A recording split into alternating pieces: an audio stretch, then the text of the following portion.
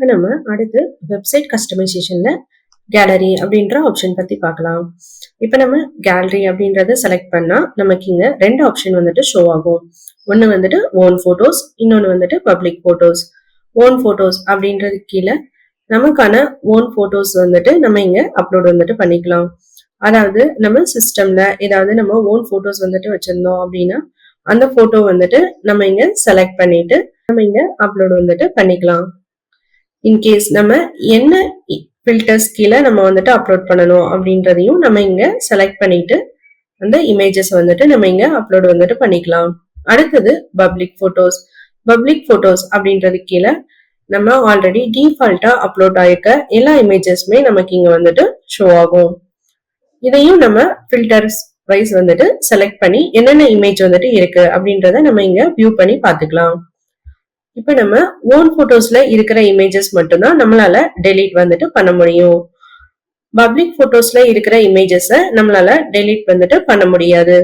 இது மாதிரி நம்மளோட கேலரிய நம்ம வந்துட்டு மெயின்டைன் பண்ணிக்கலாம். Next reset theme.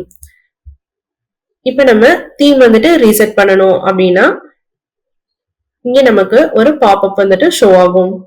இன்கேஸ் நம்ம ஆல்ரெடி செலக்ட் பண்ணிருக்க தீமை வந்துட்டு ரீசெட் பண்ணோம் அப்படின்னா நம்மளோட செட்டிங்ஸ் அண்ட் டேட்டாஸ் அது எல்லாமே வந்துட்டு இரேஸ் ஆயிரும். இப்ப நம்ம ப்ரொசீட் பண்ணணும் அப்படின்னா எஸ் வந்துட்டு கொடுத்தோம் அப்படின்னா நம்மளோட தீம் வந்துட்டு ரீசெட் ஆயிட்டு நம்ம நியூ தீம் வந்துட்டு செலக்ட் பண்ணிக்க முடியும். இப்ப நம்ம எஸ் வந்துட்டு இங்க கொடுக்கிறோம். இங்க நம்மளோட தீம்ஸ் எல்லாமே நமக்கு இங்க ரீசெட் ஆயிடுச்சு. இப்போ நம்மளோட தீம் பேஜ் வந்துட்டு அகைன் நமக்கு இங்க ஷோ ஆகும்.